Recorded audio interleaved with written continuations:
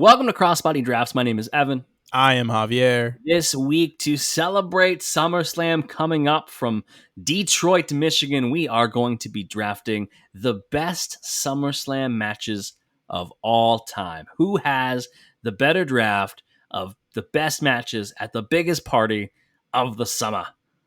Is it the biggest party of the summer? I think it is. I mean, they keep reminding me. Are you sure? Are we sure it's not Michael Rubin's white party? That is the biggest party of the summer. And why is Grant Williams there? I don't know. Why is like BBL just walking around Vegas? They're like, here's all these celebrities. Grant Williams, too. I'm like, one of these things is not like the other. One of these things is on the Dallas Mavericks now. All right. We are going to be going back and forth drafting SummerSlam matches. There's no kind of parameters. It can be any match that's happened in SummerSlam. You can choose whatever one you want. Javier has the draft dime. I'm going to call it in the air. I am on a hot streak, having gotten one of the six. You're what, 1 for 6? I'm 1 for 6. So Javier's going to flip it. Heads. It's tails, unfortunately. I return back to being terrible. Javier gets to choose what he thinks is the best match in SummerSlam history. What are you going to choose? I didn't expect to get the first pick, if I'm being honest. I am actually going to be relatively strategic with my first pick, because I think that there are a couple matches that you could pick at the top of this, but there's only one tag match that you could pick at the top of this. So my pick is going to be TLC 1 from SummerSlam 2000. Hardy Boys versus Dudley Boys versus Edge and Christian. It was my sleeper number 1 pick. Yeah, it's my number 1 because what the fuck is the next best tag match from SummerSlam, you know? That's a really good point. What is the next best tag match? I need diversity on my card. I know I don't have to have it, but I need diversity. I was 100% going to take that with my first pick. So that was a really good decision. I now have a couple of different ways to go. And weirdly, they're all Bret Hart related. I know. There's so many. Is Bret Hart like Mr. SummerSlam? Yeah, no, he's absolutely Mr. SummerSlam. He's crazy good at this. I'm taking what I think is the obvious pick, but it's the right pick. Give me Bret versus Bulldog, SummerSlam 92 for the IC title. Go ahead. It's an obvious pick. It's a really, really good match. I think it holds up better than a lot of matches from the early 90s. Yes, absolutely does. And it's one of those matches that just I don't even know how to describe it. It's just it's such an emotional thing. The atmosphere around it, them being in Wembley that year, and Bulldog getting his moment. It's a hell of a match. We covered that, didn't we? We have covered it before. It's in the Bret Hart episode, the Bret Hart 3-parter. Yeah. Go watch that. Go listen to it. It's an incredible match. And like you said, it holds up throughout the years. Which, for a Bulldog match, it's hard. Bret matches hold up all the time. Bulldog matches, his tag stuff holds up. Tag stuff looks great. Yeah, some of it looks real good. Some of it looks not so good. All right, you've got pick 2. What are you going with? I am going with a match for the Intercontinental Championship. Okay. This one is another ladder match on my behalf. Yep.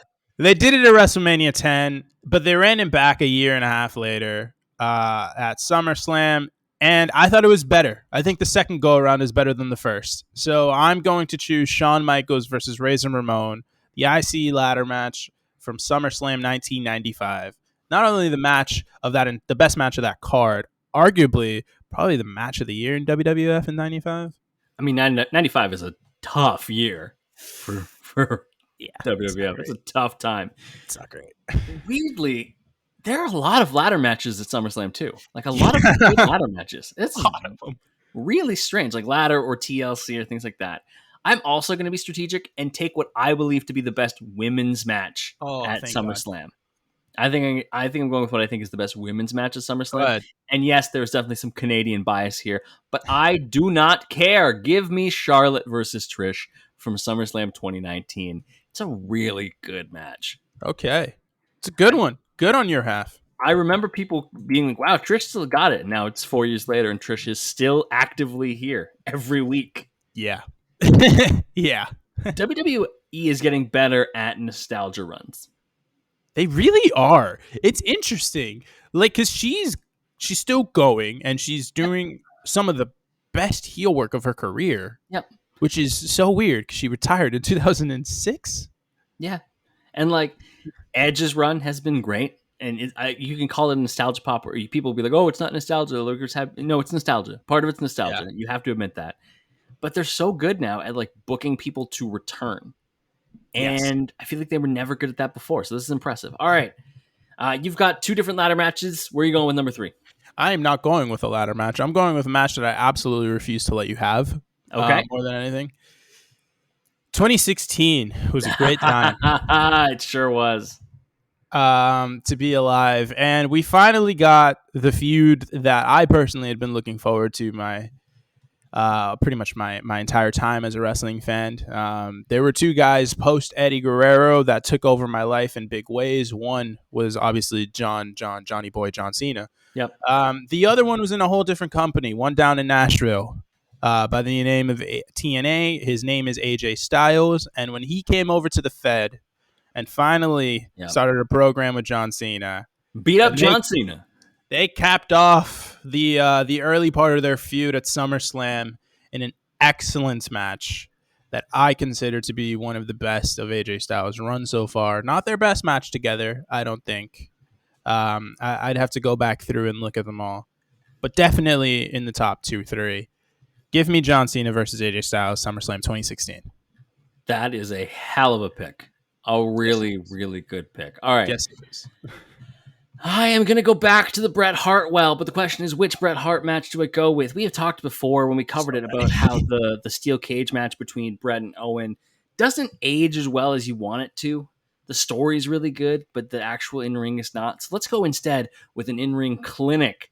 And that's the one that happened in 1991. It's Bret Hart versus Mr. Perfect for the IC title in 91. Fuck, man. Fuck. That's a good pick.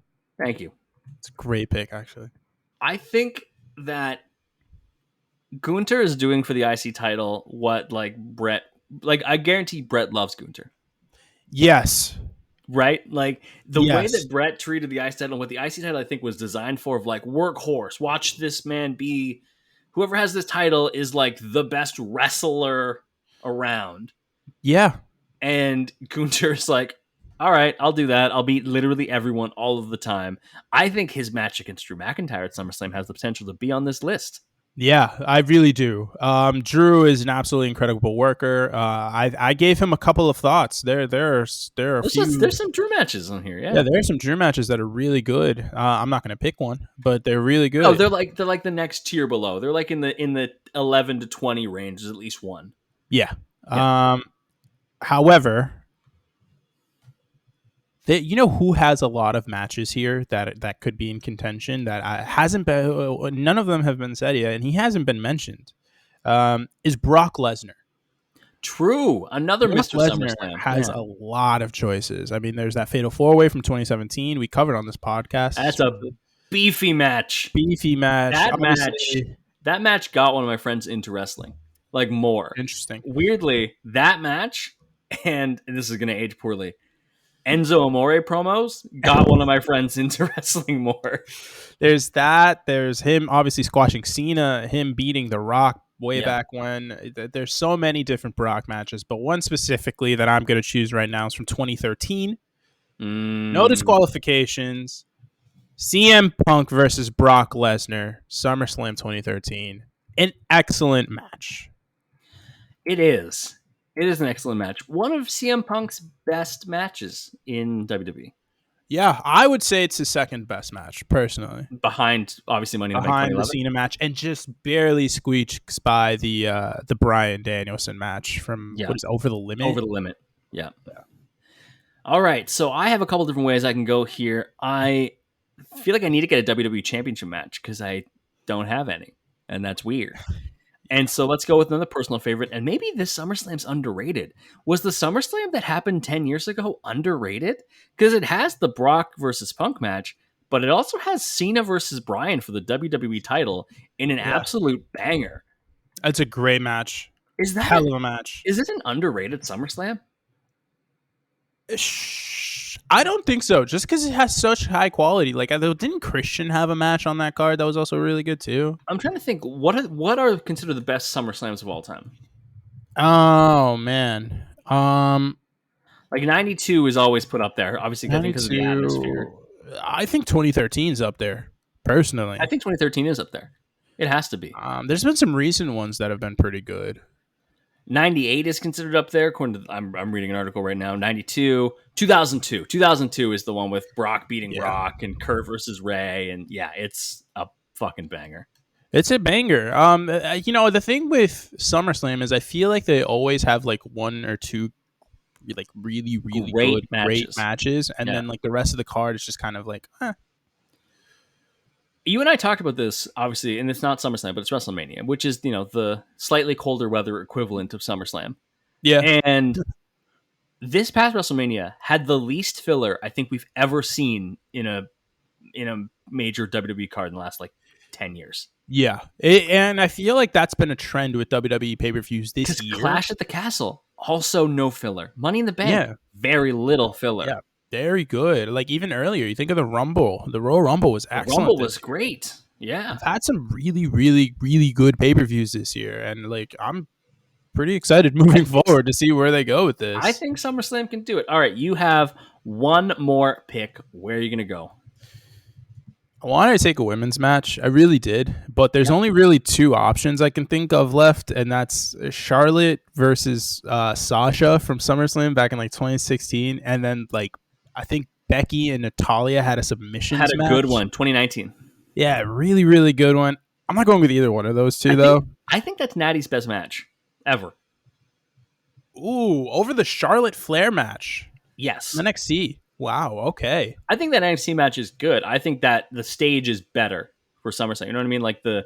It feels bigger. Yeah, no, that makes sense. I'm going for one that you probably would not have expected in a million years. Okay, so it's not going to be on my board? So far, nobody's gone off the board.